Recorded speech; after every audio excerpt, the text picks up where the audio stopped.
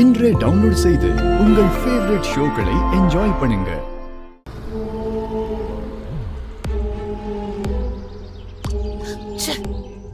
இந்த துர்கா வந்து எல்லாத்தையுமே கெடுத்துட்டா. இதெல்லாம் நமக்கு புதுசா சிஸ்டர். முதல்ல எல்லாம் நல்லா தான் போயிட்டு இருக்கோம், கடைசியில இப்படி தானே நடக்குது சிஸ்டர். சிஸ்டர் நீங்க ஒண்ணும் மனம் தளர்ந்துறாதீங்க. மனம் தளராத விக்ரமாயிட்ட மறுபடியும் வேதாளத்தை தூக்குன மாதிரி நாமளும் முதல்ல இருந்து ஆரம்பிப்போம். அந்த துர்காவை நான் சும்மா விட மாட்டேன். ஓகே சிஸ்டர், எப்பவும் சொல்ற மாதிரி அதே பஞ்சு டைலாக் சொல்றீங்க, கொஞ்சம் பஞ்ச மாத்தி சொல்லுங்க.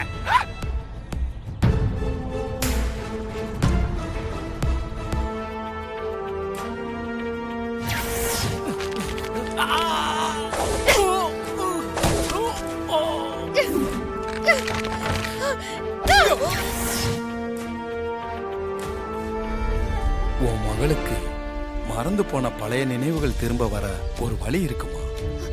அது என்ன வழி சாமி? அதுக்கு நான் என்ன செய்யணும்? எந்த மலைக்கு போய் என்ன கொண்டு வரணும் சொல்லுங்க. மலைக்கெல்லாம் போக வேணாமா, உன் மகளை இங்க அழைச்சிட்டு வந்தா போதும். உன் மகளுக்கு மூலிகை வைத்தியம் செய்யணும். மூலிகை வைத்தியத்தின் மூலம் உன் மக இழந்த நினைவுகளை மீட்டு கொண்டு வந்துடலாம். சரிங்க சாமி, நான் என் மகளை இங்கே கூட்டிட்டு வரேன். தொடர்ந்து 12 நாளிகை, அதாவது 5 மணி நேரம் உன் குழந்தை இங்க சிகிச்சையில இருக்கணும். 5 மணி நேரம் தொடர்ந்து உன் குழந்தைய இங்க இருக்க வைக்க முடியுமா? கொஞ்சம் சிரமம்தான், ஆனா இருந்தாலும் நான் என் மகளுக்காக முயற்சி பண்றேன்.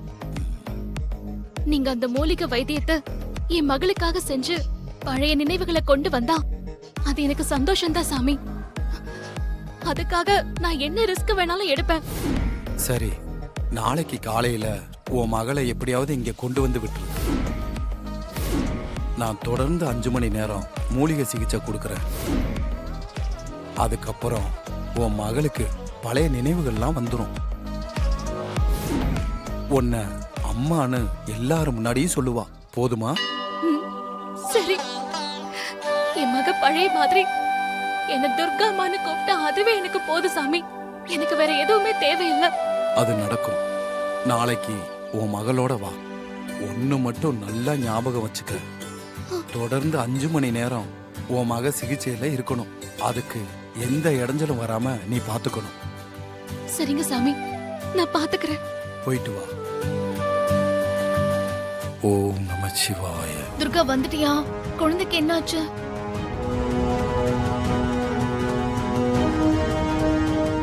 குழந்தைக்கு ஒன்னும் பிரச்சனை இல்லையே. தேவிமாக்கு ஒரு பிரச்சனையும் இல்லம்மா, அவங்க நல்லாதான் இருக்காங்க. அப்போ குழந்தை யார் கடத்திட்டு போனாங்க? யாரோ ரவுடிங்க கடத்திட்டு போயிருக்காங்க. நான் போய் காப்பாத்திட்டேன். குழந்தைய நான் கடத்தலங்கிறத போலீஸும் புரிஞ்சுக்கிட்டாங்க. ஆமா, குழந்தை எங்க துர்கா? தேவிமாவ கங்காவோட அனுப்பி வச்சிட்டேம்மா.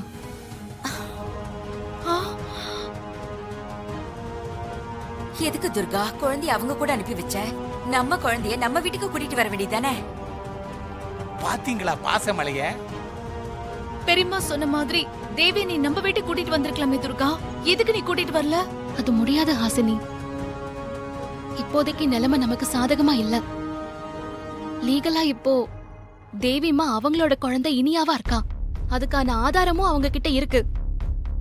அதனால நான் தேவிமாவை அவங்க கூடவே அனுப்பி வச்சிட்டேன். எனக்கு ஒண்ணு புரியல துர்கா. நம்ம குழந்தை நம்மளுதான் தெரியுது, ஆனா நம்ம வீட்டுக்கு அவளை கூட்டிட்டு வர முடியல.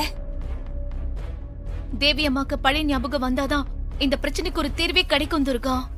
ஆமா ஹாசினி, தேவி அம்மாவுக்கு பழைய ஞாபகம் வரத்துக்கு சித்தர் சாமி ஒரு வழி சொல்லிருக்காரு. சித்தர் சாமி என்ன வழி சொன்னாரு? மூலிகை வைத்தியம்மா. மூலிகை வைத்தியம் மூலமா தேவிமாவை நம்ம குணப்படுத்திடலாம்னு சொல்லிருக்காரு. ஆனா அதுல ஒரு சிக்கல் இருக்கு. சிக்கலா? என்ன சிக்கல்? 5 மணி நேரம் தொடர்ந்து சிகிச்சையில தேவிமா இருக்கணும். ஆனா கங்காவுக்கு தெரியாம தேவி அம்மாவை கூட்டிட்டு வந்து 5 மணி நேரம் எப்படி சிகிச்சை கொடுக்கறது? அதான் ரொம்ப குழப்பமா இருக்கு. குழப்பமா இருக்குதான். என்ன பண்றது துர்கா? ஆனா சிகிச்சை நல்லபடியா முடிஞ்சா தேவிக்கு பழைய ஞாபகம் வந்துருச்சுன்னா குழந்தை நம்ம கிடைச்சிரும்ல.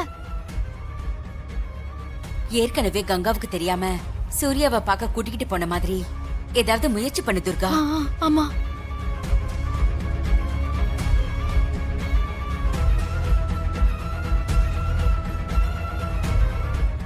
நான் எப்படியாவது கங்காவுக்கு தெரியாம தேவி மாவ கோயிலுக்கு கூட்டிட்டு போய் மூலிகை சிகிச்சையை பண்றேன்.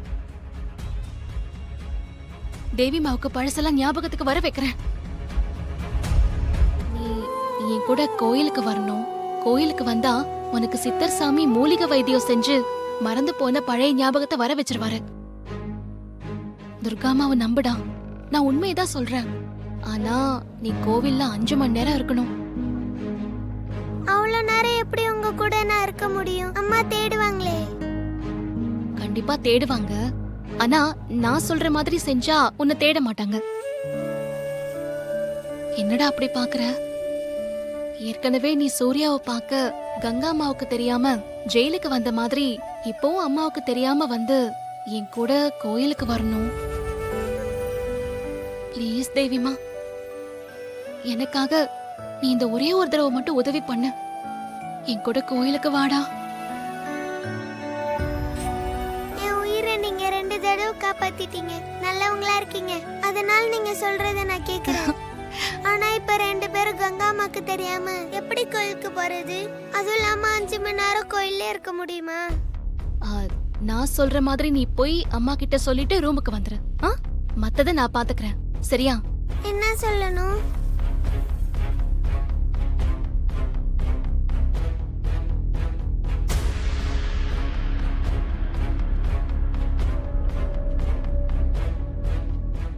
சரியா? ஓகே, நான் போய் சொல்லிட்டு வரேன். போ. என்னம்மா வேணும்? எனக்கு தூக்கம் வருதுமா, நான் போய் தூங்க போறேன். எனக்கு மத்தியானம் லஞ்ச் வேணாம், நான் பிஸ்கெட்டே சாப்பிட்டுக்கிறேன். தயவு செஞ்சு என் ரூமுக்கு வந்து என்னை எழுப்பி சாப்பிடணும்னு தொல்லை பண்ணாதீங்க. நானே தூங்கி எந்திரிச்சு வந்து சாப்பிட்டுக்கிறேன். ரெஸ்ட் எடுக்க போறது நல்ல விஷயம்தான்.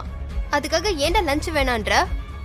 லஞ்ச் வேணான்னு சொல்லலம்மா, தூங்கிட்டு இருக்க என்ன வந்து எழுப்பி தொந்தரவு செய்ய வேணான்னு சொல்றேன்.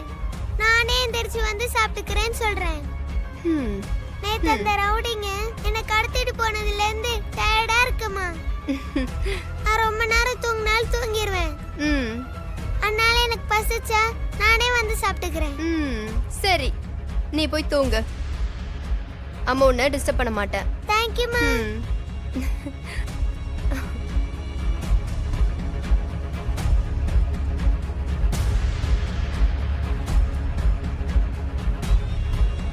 அக்கா, ஓகே. சூப்பர்டா.